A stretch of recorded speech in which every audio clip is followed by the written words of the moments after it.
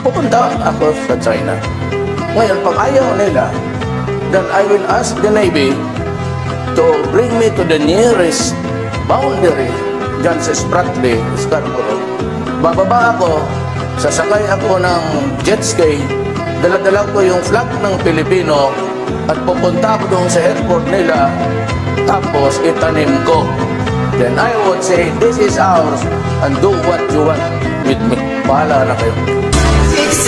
Appeal tayo, lahat tayo'y nabudol, ikaw rin ay nabudol, Digonyo, Digonyo, Digonyo.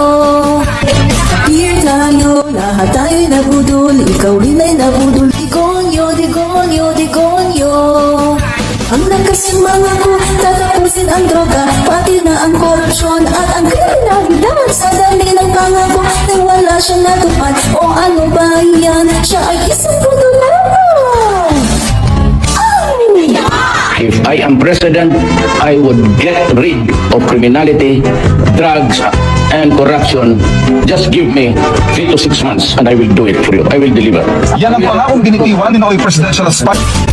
Appeal tayo, lahat tayo'y nabudol, ikaw rin ay nabudol, Digonyo, Digonyo, Digonyo. Appeal tayo, lahat tayo'y nabudol, ikaw rin ay nabudol, ako rin ay nabudol.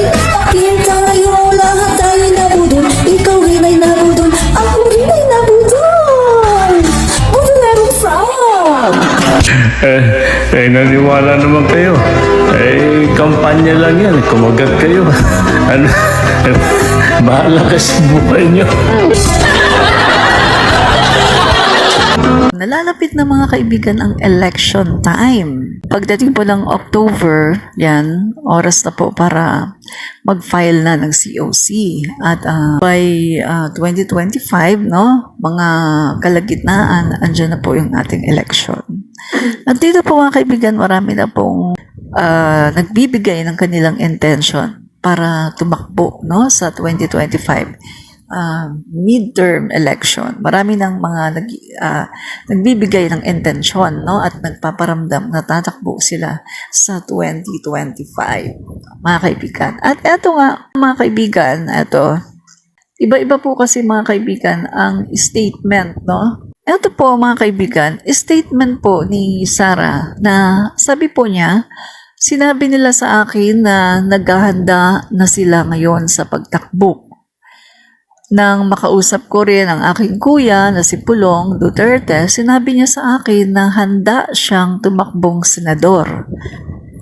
Ipinaalam din sa akin ng mga tao sa paligid ng aking bunsong kapatid na si Baste Duterte na sila ay maghahanda at naghahanda na. Yan po ang sinabi ni Sara. At ngayon mga kaibigan, ang sabi naman po ni Digong, saan ka nakakita na nagsama ang tatay pati dalawang anak magtakbo ng senador? Anong gagawin namin sa Senado?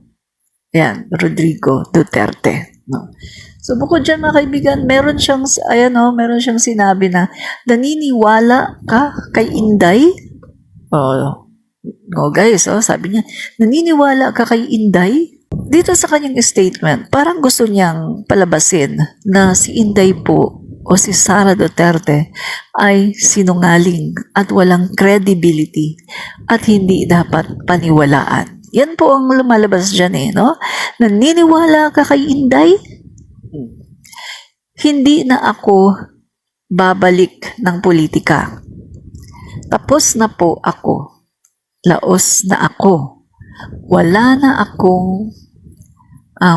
akong panggastos. Wala na lahat. Ang naiwan sa akin siguro, yabang. Mabuti namin mo, no, na mayabang ka. So ngayon mga kaibigan, komentuhan natin Kasi, ito po, unahin natin statement ni Sara. Sabi niya sinabi nila sa akin na naghahanda na sila ngayon sa pagtakbo.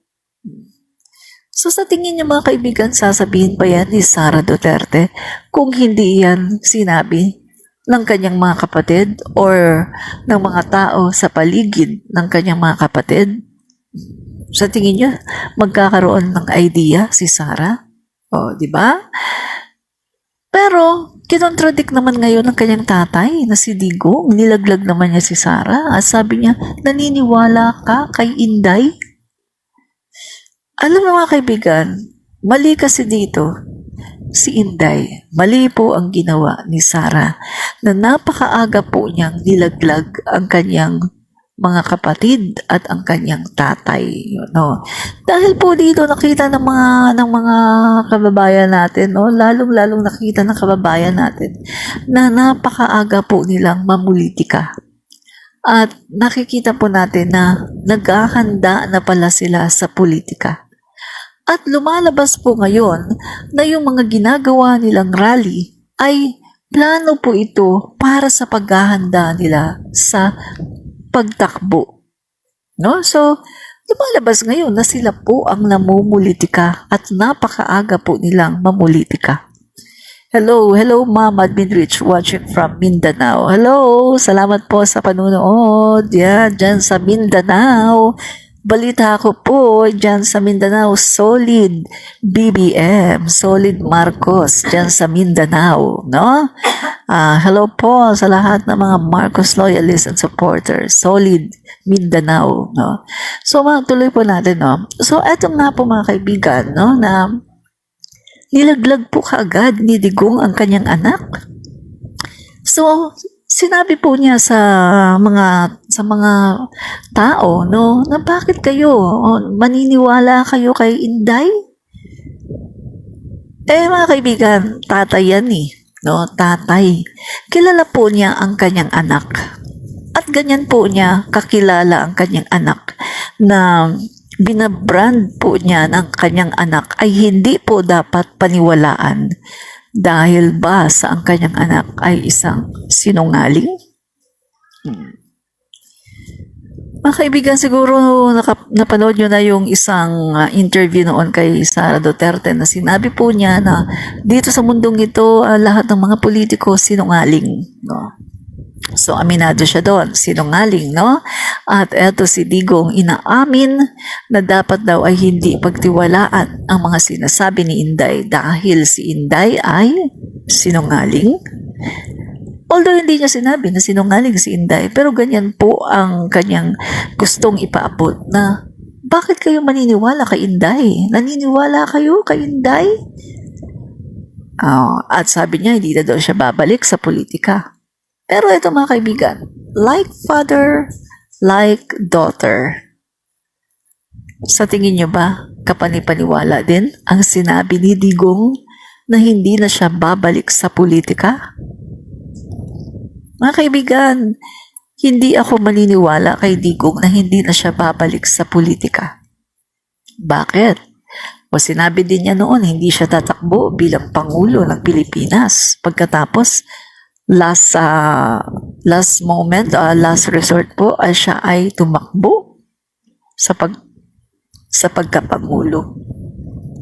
So, hindi po natin maasahan ang word ni Digong. So, Sara versus Digong, hindi po natin mapagkakatiwalaan ang kanilang mga salita dahil hindi po sila marunong na tuparin ang kanilang mga sinasabi. Diba? Yan. Akala ko dati mga kaibigan, iba. Akala ko dati iba po si Sara. Ang akala ko dati, hindi siya katulad sa kanyang tatay. Pero lumalabas po, maraming instances, nakikita ko na katulad din pala siya sa kanyang tatay na isang trapo. Kasi yan, kita nyo, aga-aga namumulitika. Ang aga-aga, pinag-uusapan ang politika.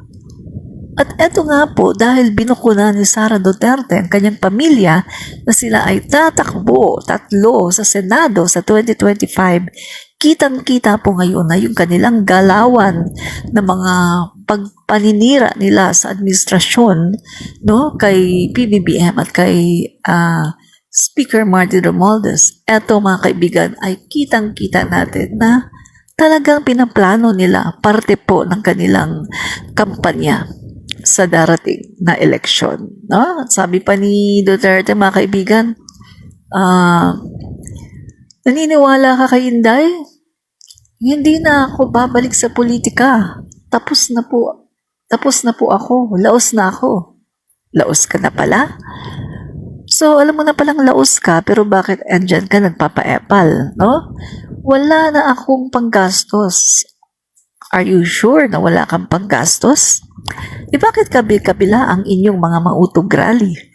Tapos nagagawa nyo pang pumunta sa iba-ibang mga lugar, nagpapadala kayo ng inyong mga miyembro sa iba-ibang lugar, sa iba-ibang bansa.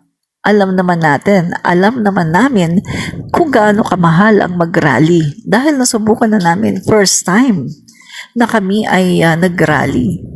Sara resigned sa DepEd at very successful.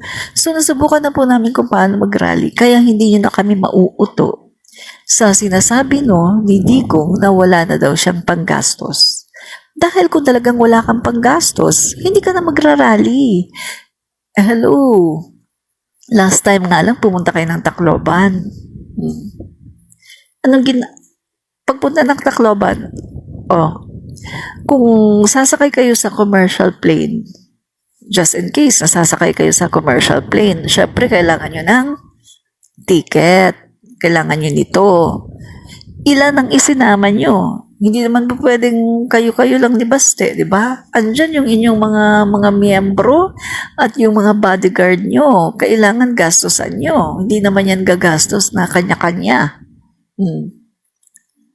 Sinong gumastos nun? Samantalang, alam naman ng mga tao na ikaw, Digong, ang nagpapasimuno ng mga mautog rally. Yung mukha mo nga yung nandun napakalaki ng mukha mo At saka biruin mo kapag nakikipag-negotiate, tsaka magdedemanda dun sa mga sinasabi mong hindi pinatuloy ang inyong mga rally, di ba ikaw nga yung nagsasalita? Di ba ikaw nga yung nagsasabi na idedemanda ko kayo?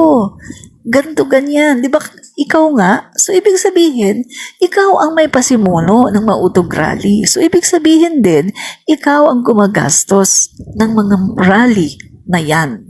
So, saan mo kinukuha ang pera? Siyempre, alam naman namin marami ka ng pera 47.6 billion. Alam namin meron kang na kickback. 'Di ba? At ano pa? Nung mayor ka pa nga lang, nung mayor ka pa lang, wala pang paging pangulo, nung mayor ka pa lang, ay grabe na ang iyong confidential funds. Lalo na nung ikaw ay naging pangulo ng Pilipinas, sobrang laki ng confidential funds mo. At alam naman natin, saan mo ginamit ang confidential funds? Sa totoo lang, mga kaibigan, yung PAOK, Presidential Anti-Organized Crime Commission mo, na under sa iyong opisina ay hindi naman masyadong gumana sa panahon mo. Saan mo pinagkagastusan ang mga confidential and intelligence funds? Diba? Kaya Digong, alam namin yan marami kang nasubi. At diba, mismo sinasabi mo, marami rin akong nanakaw. Ubus na nga lang. Sinasabi mo yan diba? Meron kami niyan, meron kaming ebidensya niyan na video na sinabi mo mismo na marami kang nanakaw. At hindi mo pwedeng sabihin na joke lang yan. Kasi, kailan ka ba nagsalita na hindi mo sinasabi na joke? Diba? Lahat naman ng mga sinabi mong masasama at the end, kapag nahuhuli ka na, sasabihin mo, joke lang.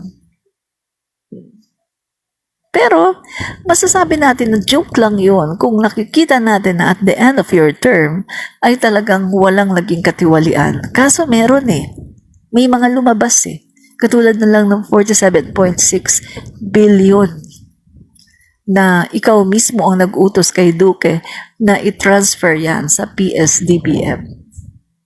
Diba? At marami pang iba, hindi lang yan. At Cuidao, ikaw din ang nag-approve ng 51 billion ng iyong anak. Exceptional ang anak mo. Sa panahon mo, siya lang ang nag-iisang kongresista na merong ganyang kalaki na budget. Wala ka talagang delikadesa. Anak mo yan. Inalaw mo na magkaroon ng budget na sobra-sobra. Samantalang yung ibang kongresista, halos wala nang natira. Diba? Wala kang delikadesa. Tapos meron ka pang pambubudol na kesyo hindi mo inuna na yung mga infrastructure ng Davao, kesyo hindi mo inuna. Kasi inuna mo kamo yung ibang lugar sa Mindanao kasi ang sabi mo ayaw mong mapagkamalan na inuuna mo yung lugar, 'di ba? Pero lumalabas na yung sinasabi mo ay puro kasinungalingan, puro pambubudol. Dahil kung hindi mo talaga inuuna ang iyong lugar, bakit yung anak mo may 51 billion? Na kapag tinatanong, sinasabi na ito ay inilagay sa flood control. Flood control? Talaga ba flood control? Kaya naman pala tuwing may flood, bumabaha ang Davao City. Diba? Bumabaha sa Davao tuwing may flood.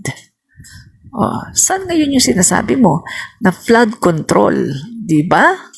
Maraming salamat po. I-follow na ho natin ang admin reach.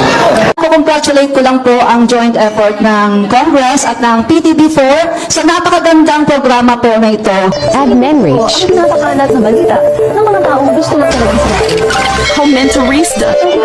Fight fake news. Expose the truth.